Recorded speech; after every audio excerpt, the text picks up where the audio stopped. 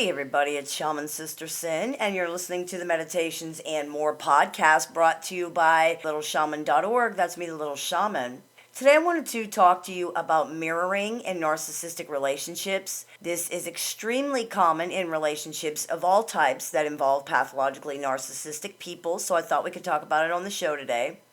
As most of you know, pathologically narcissistic people have significant trouble with their identity. Often their self-concept or idea of themselves is very unstable. It can swing wildly back and forth between extremes, and they may seem to change their personality based on who is around or what they're being influenced by. For example, a narcissistic person who is reading a series of books or watching a show on TV may begin to act or speak like the main character in an attempt to imitate them.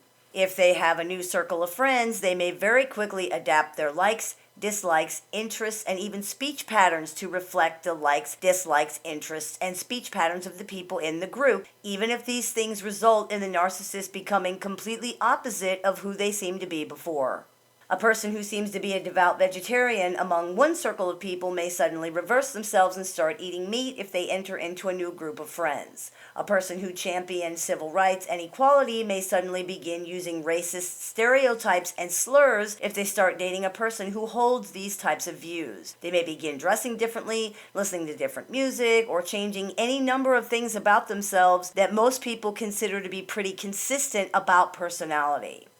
This unstable chameleon-like behavior is often frustrating and confusing for the narcissistic person's loved ones. They wonder if they ever really knew this person or if they know them now. They may express this frustration and confusion to the narcissistic person, asking why they can't just be themselves or what happened to the person that they know. They may ask, "Who are you?"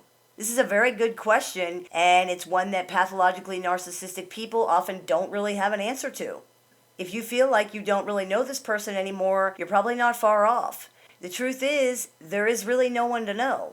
The person you believed you knew was more than likely no more genuine than the, quote, new personality you're seeing now. Because they have such issues with self-concept and identity, narcissists often have no real self. All you are likely seeing, and all you have ever seen, are the reflections and stolen pieces of other people, including you.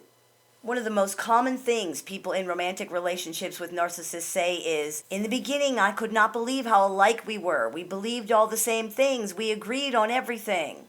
Yes, you did, because the narcissist was mirroring you. They were simply reflecting back to you what you were showing them. In return, you reflected approval and validation and positive things back to them. It's like holding a mirror up to another mirror, and all you see is an endless maze of reflections. They reflect back to you what you're putting out there so that you will reflect positive attention and approval back to them that they then attempt to turn into some semblance of self-worth. This is essentially what some people call narcissistic supply. Unfortunately, it's not true self-worth, because true self-worth does not rely on what other people think of you or how they react to you. True self-worth has nothing to do with other people. So because it's not actual self-worth, it doesn't stick, it doesn't last. It lasts about as long as it takes for a negative thought about themselves to come into their mind, and then they need more.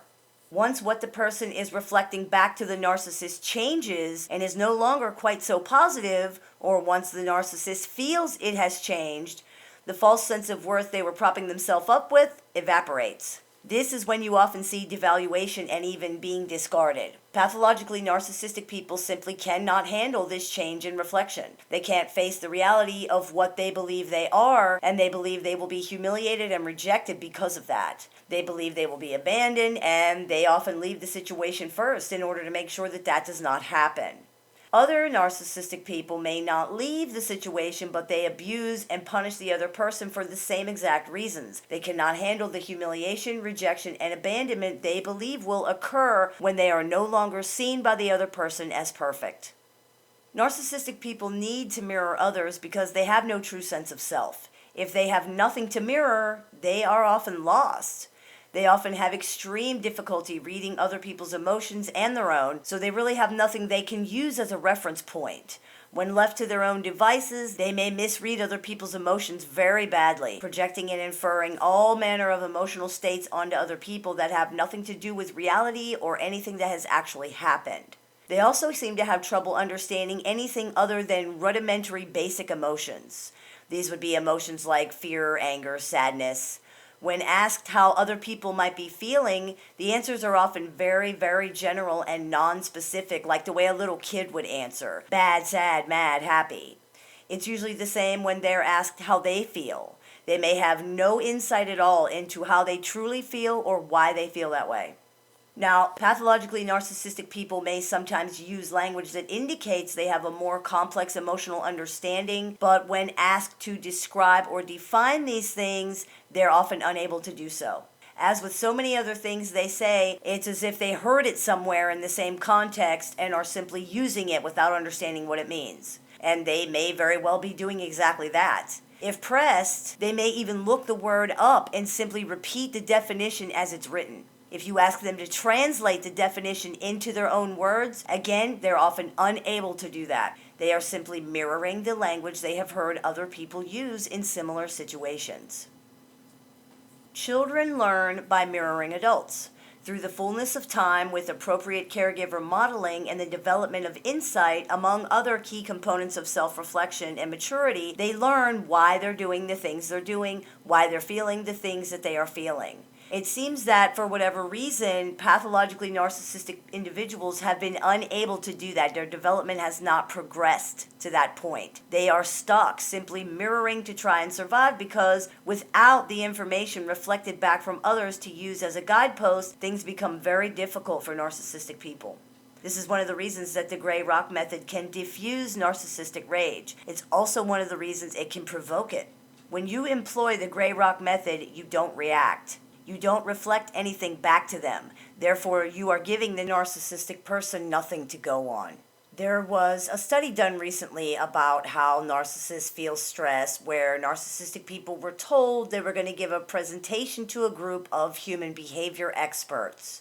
The people in the audience were not human behavior experts. They were part of the experiment, and they were specifically told not to reflect anything back to the speakers, either positive or negative. With nothing to feed off of or mirror, the narcissistic people giving the presentations became very stressed out, much more so than non-narcissistic people who were in the same situation. The end result of the experiment showed that narcissistic people can experience stress much more powerfully than those who are not narcissistic, but the source of the stress is very important to the topic we're discussing now. With no one reflecting anything back to them, the narcissists involved in this experiment experienced serious discomfort.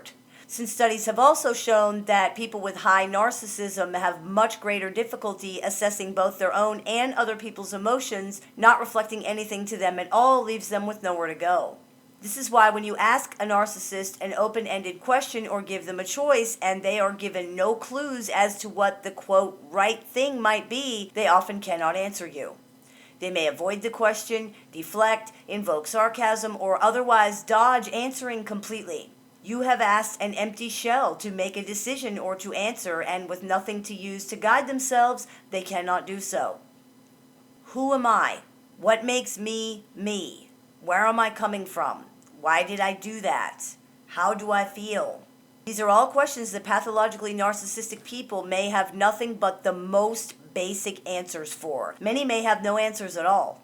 They are simply existing in a world they cannot emotionally navigate, trying to get their needs met and make it through life minute by minute without falling apart. If you are in any type of relationship with a narcissistic person, whether they are your spouse, your child, your parent, your sibling, remember that your function in this relationship is to provide whatever reflection they can turn into their fleeting version of self-worth, and to provide personality traits they can mimic. That's it. You are the mirror that they stand in front of, alternately admiring themselves, hating themselves, preening, frowning, pouting, smiling, raging, crying, laughing, posing. There really is no more to it than that. I hope this clears a few things up for you. As always, I look forward to your comments, questions, and suggestions, so please keep those coming. I take appointments online and over the phone Monday through Friday, so if you're interested in speaking with me, visit littleshaman.org and click the Book an Appointment tab to go ahead and do that. You've been listening to the Meditations and More podcast brought to you by littleshaman.org. That's me, the Little Shaman. May the Great Spirit bless you and have a wonderful day.